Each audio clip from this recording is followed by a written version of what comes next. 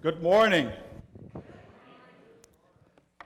Adele, thank you very much. I know that it's a difficult time for the church, especially Paul being here for the last 20 years. He has touched so many lives, and I'm one of those lives that Paul has touched so powerfully. Even if you guys leave here, you will always be rooted in our souls. And that's the message today. Praise the Lord.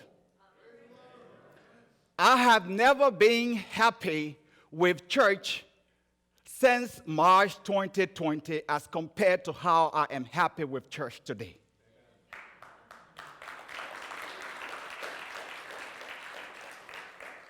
I see new strength, new day, and I see people turning back to the church. And it tells me that we got our lives back. COVID is over, and we are back on fire for Jesus. And this is our calling. This is the moment. Thank God that we are back. Woohoo! Let us clap for that.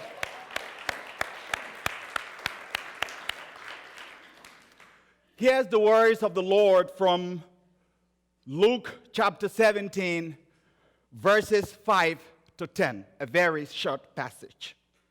The apostles said to the Lord, "Increase our faith." The Lord replied, "If you had faith the size of a mustard seed, you could say to the mulberry tree, 'Be uprooted and planted in the sea,' and it will obey you. Who among you would say to your slave, who has just come in from plowing or tending sheep in the field, 'Come here at once and take your place at the table'?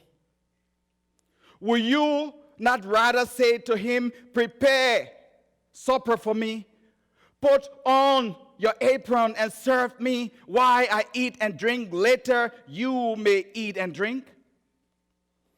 Do you thank the slave for doing what was commanded? So you also, when you have done all that you were ordered to do, say, 'We are worthless slaves.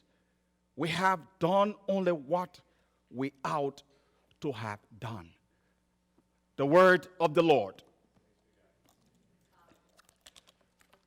At the table of Jesus. At the table of Jesus. Many of you may have heard that I went to South Dakota with Cher and Brian Winter last week. They did not only invite me to come alone, but they sponsored my trip, from food to hotel and little walking around everywhere, sightseeing, and even the very ice cream. They paid for everything. Cher and Brian, I am so grateful to you people. I was trapped in Rochester for many months. I just needed to go somewhere. And that trip came at the best time, and I'm so grateful. As we drove through I-90, through that wonderful land on the way to South Dakota, the land that has an amazing beauty within itself, without any prejudice whatsoever, I began asking myself, what are natives, what are the citizens from South Dakota doing in Minnesota and Wisconsin and elsewhere, when they should be in South Dakota enjoying the beauty of their great land? I asked this question out of joy. I was not angry. Let me be clear so that, they don't get to say, "Oh, why is he comparing us to be there?" I asked this question out of joy. It is about freedom of movement that God has given all of us to travel, to see, to make God's world a wonderful world. But the fact is, South Dakota is a beautiful land. And by the way, I have not unpacked my suitcase yet. So if there was anyone who wants to give me invitation to go back to South Dakota, don't worry about time. I'm going to take long time to park. I'm going to jump on board immediately. I have not unpacked. Driving closer to the mountains, the beauty of the country became even more amazing. That's when a song came into my heart, and sooner than later, the song was on my lips. I started singing out loud, "Mount Rushmore, here we come. Mount Rushmore, I love you. At Mount Rushmore, I saw people from South Korea. I saw the Japanese line up. I saw Americans, black and white, at Mount Rushmore. From Europe to the Himalaya, I saw nationalities from the Indian subcontinent all the way to the far nations in the Western Hemisphere. I saw people from everywhere. I heard people speak many different languages. From I-90 stretching toward the narrow country road of South Dakota, I saw tourists coming from everywhere. From Boston, Massachusetts, to the Appalachian region of the United States, all the way to the West Coast, I saw people from all nations, from many nations. Why I am fully aware that the more than 2 million people who go to Mount Rushmore every year gather for different reasons. Some are on honeymoon, some are on photo-taking tour, while others on vacation, some are spending wonderful time. I have the strongest conviction that all of these people, whether black and white, come to this place not only to see the amazing artwork of humanity kindled by the Spirit of God. I think these people come to this place. I have the strongest conviction that they come to this place in order to be living witness of God's handwork in the Black Hills of South Dakota. I know by the time I leave from here, talking about South Dakota, the natives of South Dakota will want to hire me for my good marketing skill.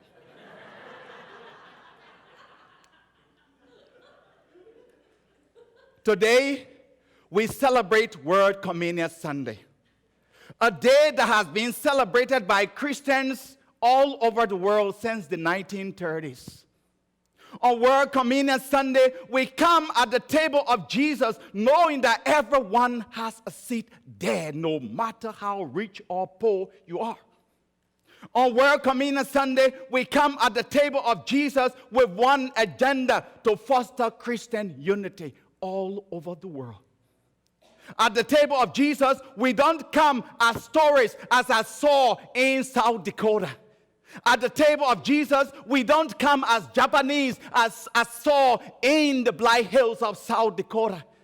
At the table of Jesus, we don't come as African Americans, as I saw in South Dakota, as I saw in Mount Rushmore. At the table of Jesus, we don't come as Europeans, as I saw in that country. At the table of Jesus, we don't come as European descent. At the table of Jesus, we don't come as UCC or Lutherans or Methodists or Catholics. At the table of Jesus, we don't come as children born out of wedlock. We don't come as illegitimate child or children that are adopted. At the table of Jesus, we don't come as gay, lesbian, or straight. Let me say it the other way around. At the table of Jesus, there is no gay. At the table of Jesus, there is no lesbian.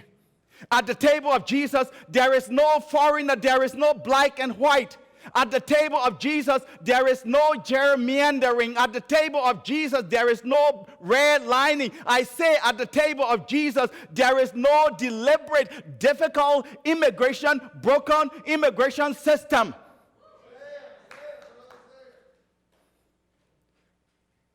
At the table of Jesus, there is no bureaucracy. I've been in the United States now for 3 years without my family. The question about visa, the immigration bureaucracy is so frustrating and disappointing. I hope Washington is hearing me. But I got news for all of us. At the table of Jesus, we don't need a visa. At the table of Jesus, there is no passport required. At the table of Jesus, there is no green card required. At the table of Jesus, there is no question about citizenship because we are all God's children. And once we are children of God, we are citizens of heaven where there is no question about boundary, where there is no question about nationality. You know, I love the UCC theology. The UCC theology of extravagant welcome. No matter who you are, no matter where you are on life's journey, you are welcome here. That's the theology of today. You may not know that 2 weeks now I've been taking courses at the United Theological Seminary in the Twin Cities. And this is the theology we have been talking about all week. If my professor was here, I'm sure he would have said, Jerry, you have already gotten A in the course, so you don't have to worry about that. This is the moment before us on World Communion Sunday. On World Communion Sunday, we come at the table of Jesus as followers of Christ, believers in the resurrection, children of the Most High God, made in the image of God. On World Communion Sunday, we come at the table of Jesus, understanding that we may come from different places, we may come from different backgrounds, we may speak different languages, we may have different color of skin, but at the table of Jesus, we are all one because we all have seat at the table of Jesus. On World Communion Sunday, we come at the table of Jesus with one common objective, like I said, to foster Christian unity. For Jesus Christ himself had prayed so diligently that we, his followers, may be one. And this is why I just can't understand why all the fightings amongst us. On World Communion Sunday, at the table of Jesus, we come praying for peace in the world, especially at the time when COVID had torn lives apart. War in Ukraine, war in many parts of Africa, disease, poverty, injustice everywhere. On this day, we gather at the table of Jesus with heart of grace and heart of mercy. On World Communion Sunday, we come celebrating with heart of thanksgiving, very grateful of what all we have, knowing that there are millions around the world right now who don't even have the common meal to eat. Today is a day of thankfulness. Talking about thankfulness, I sometimes wonder how sincere are we really when we say we are thankful. This morning, someone somewhere may not be happy with their Ford or their Toyota, but someone is glad to have a simple bicycle that can take she and her children to the market. This morning, someone somewhere may not be happy with their water, their tap water. They wake up every morning disappointed in their faucet. But I got news for you. Someone somewhere is glad to have just a plastic container where they can go for water, even if they have to go 10 to 15 miles away for water. They are just happy with that. I grew up knowing my father or seeing my father with certain knife. The knife was like this, but it was red in color. He used the knife to open his Coca-Cola bottle. By the way, talking about World Communion Sunday, this is a Mexican Coke. It looks bigger than the normal Coke size. My dad would use that knife to open his Coke, and he used it to peel his oranges. And he called it my multi-purpose knife. He would tell my mom, bring my multi-purpose knife. He was so grateful. We, the children in the house, it is only my mom who knew where that knife was, and my dad. But we, the kids, we never knew, because if you touch that knife, you will be in trouble. Don't touch my multi-purpose knife. In the United States, I see people having 7 to 10 ways of doing one thing, like this drill. I see people will use it as hammer. They will use it to pull, and they will use it to pull out, correct? And there are somewhere people even attach saw in order to cut wood. But the question I stay asked, how grateful are Americans with all the abundance that Americans live in? I'm consciously and deliberately talking to Americans, and respectfully. I know that you guys live in abundance. How grateful are you, Americans? I grew up studying in Liberia on palm oil because we never had electricity. Those of you who might not know much about Africa, especially Liberia, this is the oil we eat, like the cooking oil. This is our palm oil, but we also use it for fuel. My mom would take a piece of cloth and roll it on her tire and then put it in the plate and add this oil and light the match on it to burn for me to study. And it doesn't produce much light. That's what I used to start studying on. But we were so grateful that we could have oil, because during the rainy time we couldn't have oil. We were so grateful that at least we could have oil for me to study my lesson. But we were so grateful. My kids in Liberia don't have light. They study in darkness. It's so difficult. When they call me, they say, Daddy, we want to see you. When I turn on the messenger video, they see me, but I don't see them. They are in darkness. Recently, I bought torchlight because they just started their school. I bought torchlight to send to them. They are studying on torchlight. My kids study on torchlight because we don't have electricity. And their our neighbor child had even joined them to start studying on this one torchlight. I see electricity 24 hours in America. How grateful are you? How grateful are you? There is a hospital called the SD Cooper Hospital in Monrovia. The Chinese put one solar panel up to provide light for the street. If you go there by 6 or 7 o'clock, you see over 60 children gathered there to study under one solar panel light. But it's chaotic because the noise is too much. Simply because they don't have light at home. Are we grateful for what we are? This day is a day of thanksgiving as well. We should be thankful to God. Because of the 14 years war in Liberia, this is the iron we are using to iron our clothes. I took this from Bob Bole just to show it when I couldn't see. So that iron, perhaps some people have never seen it. We will open the tap and put charcoal in it and blow it, and every now and then we iron our clothes with it. But we are thankful that we even have that iron. I see Americans with a lot of work tools and equipment. If you call a carpenter to work for you in Liberia, this is their best tool they will bring to you. I know Americans still use this, but it's not popular like how you have all kinds of saw to do your work, but this is just the popular thing you have. And now, I'm not saying that we don't have machines and electricity and different things, but I'm speaking for the greater population who don't have. This is the point. I don't want to just send a 100% dark picture about Africa. The hymn says, count your blessings, name them one by one. Count your blessings and see what God has done. On World Communion Sunday, we come together appreciating the culture of all people, knowing that God is the giver of all cultures. So this is time for us to stop condemning other people's culture, because that's just what they have. On World Communion Sunday, we come in oneness, standing together in solidarity with those who are struggling everywhere in this world. Talking about oneness and culture, it is interesting to see how certain cultural practice or belief way down in Africa can be connected to that of Native Americans. In my country, especially the Pele clan in Liberia, when someone dies, we get to pay farewell to that person by throwing a coin to them, either in the water or in the grave. We throw the coin for two reasons. We say, go with good luck, but also let your face shine on us. I saw that culture in Native American land last week.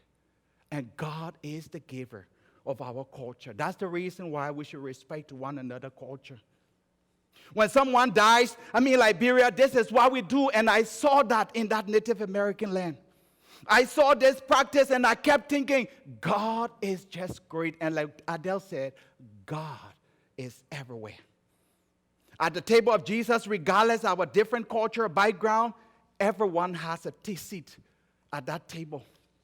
At the table of Jesus, we come celebrating with inclusion, equality, and justice. Regardless of the condition of our places of worship, whether we are worshiping in a magnificent sanctuary or people are worshiping under the tree, we are serving the same living God. Whether we come with different languages or different accents, we are still serving the same living God. And what I know is that everyone has an accent. But actually, I never knew that I had an accent until I came to the United States. So when I came to the United States 2007 in Goodrich Village, every week an international camp counselor and a local camp counselor would be paired together in order to take care of the kids, to teach them and to lead them. So during one particular week, I was paired with a local camp counselor called Jeanette Bethany. Jeanette is currently a pastor for one ELCA church in Wisconsin.